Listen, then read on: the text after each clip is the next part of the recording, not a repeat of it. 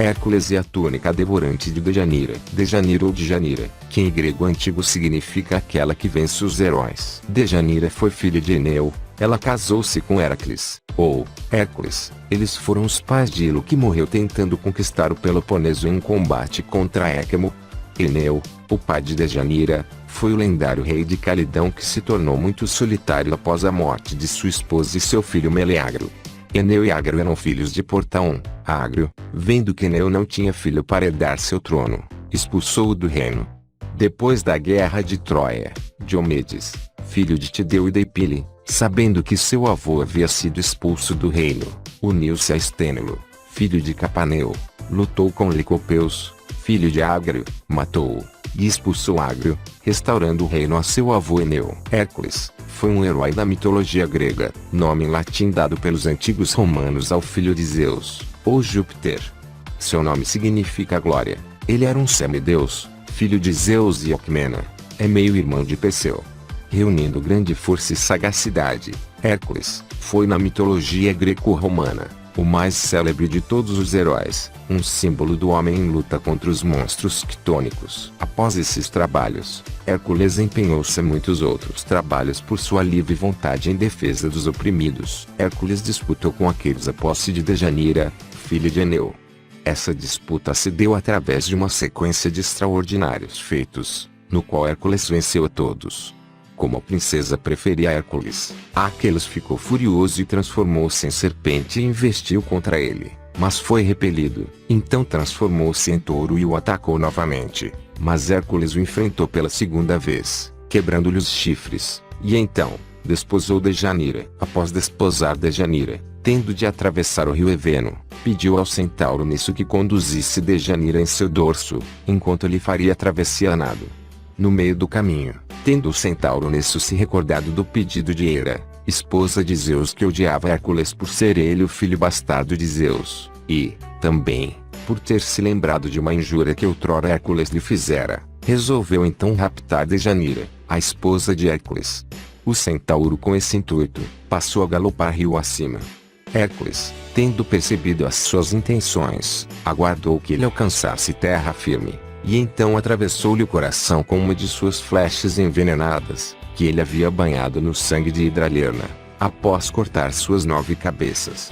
Atingido pela flecha, Nisso tombou, e ao seu último suspiro, deu a Dejanira sua túnica manchada com seu sangue envenenado pela flecha de Hércules, convencendo-a de que a túnica seria para ela como um precioso talismã, com o poder de trazer de volta ao seu marido Hércules se ele em qualquer momento viesse abandoná-la, bastando apenas dar para ele vestir a túnica.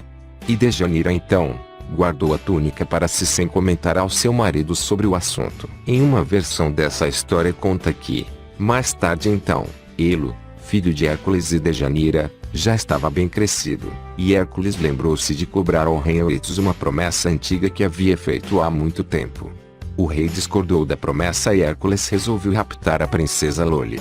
Seu rapto foi um grande erro com uma série de consequências, pois Dejanira imaginou que a verdadeira intenção de Hércules era substituí-la pela jovem e sedutora Loli, e resolveu presenteá-lo com a túnica de Nisso. A outra versão dessa história diz o seguinte: mais tarde, após a vitória sobre Eurito, pai de Loli, como o herói pretendia erguer um altar a seu pai Zeus em agradecimento pela vitória, mandou seu amigo Licas pedir para Dejanira que lhe enviasse uma túnica ainda não usada, como era de costume em consagrações e sacrifícios solenes. Dejanira então, sabendo que havia uma antiga paixão entre Hércules e Loli, filha do rei Eurito, resolve enviar a túnica envenenada de Nisso, achando que com a túnica Hércules poderia esquecer de vez sua antiga paixão por Loli. A terceira versão da história diz que Hércules apaixonou-se pela sedutora princesa Loli, e se dispunha a desposá-la, abandonando então sua esposa.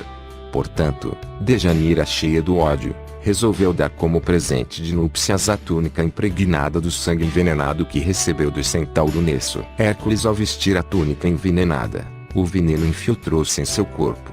Louco de dores, ele quis arrancá-la, mas o tecido da túnica aderiu de tal forma à pele que só saíam com os pedaços de sua carne. Vendo-se perdido com aquela dor insuportável, Hércules entregou seu arco e flechas para seu amigo Filoctete e revelou-lhes os segredos de suas armas. Depois então, O herói se lançou às chamas de uma fogueira. Logo que as línguas de fogo começaram a serpentear seu corpo, ouviu-se o estouro do trovão. Era Zeus que arrebatava seu filho Hércules para o Olimpo, onde ganhou a imortalidade, e na doce tranquilidade, recebeu Hebe em casamento. Bom, o que esse conto nos fez lembrar é que a túnica devorante de Dejanira nada mais é do que o remorso, o profundo sentimento de culpa que Dejanira teve depois de haver provocado a morte de seu marido de forma tão cruel, que por motivos fúteis, acabou matando um herói imbatível e temido por seus inimigos. Ela superou todos os mais violentos monstros da mitologia que não conseguiram derrotá-lo. O mito de Dejanira envolve duas questões básicas que nos servem para reflexão: o remorso e o sentimento de culpa. Todos nós estamos sujeitos a dizer ou fazer algo que pode ter consequências trágicas e destrutivas, seja para os outros quanto para nós mesmos. Mesmo que seja um ato surgido num momento de raiva, desespero, ciúmes, inveja ou num estado de embriaguez, não podemos negar que somos culpados. Uma pessoa que sente culpa logo se condena, sente remorso e se sente indigna de ser feliz. Reconhecer um erro é salutar, porém destruir-se por causa dele é apenas outro erro cometido. O arrependimento por um mal causado a alguém só se torna real quando é reparado e não apenas lamentado. Arrepender não apaga o que foi feito, mas a reparação se torna construtiva. Embora não seja uma regra geral, faz parte da vida aprender através dos erros e experiências dolorosas desde que elas nos sirvam como lições para o desenvolvimento pessoal. Apesar da crença comum em contrário, a experiência da culpa não é totalmente negativa, improdutiva e destrutiva. Através da culpa podemos aprender a enfrentar a vida por outra perspectiva. Nada é permanente, tudo muda, tudo pode ser mudado. A vida é uma sucessão de mudanças. Quando adotamos uma nova postura, olhamos para as infinitas possibilidades e conquistas que estão à nossa espera que podem determinar um novo rumo de vida. Rever nossas escolhas e ações deve servir para nos autotransformarmos e nos tornarmos melhores.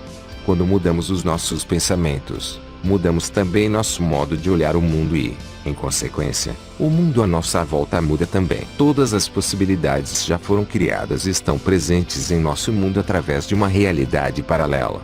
Elas estão lá, aguardando para serem escolhidas. Nós só precisamos fazer a escolha certa. O caminho entre o ser humano e as forças deste mundo começa em nossos corações, e é lá que nosso mundo de sentimentos está intimamente ligado ao mundo de nossos pensamentos, nossas emoções. A maior dádiva do ser humano é saber perdoar incondicionalmente, e assim podemos aumentar consideravelmente as possibilidades de sermos também perdoados. Perdoe. Seja humilde e peça perdão. Não deixe ninguém chorando por você. Ame incondicionalmente.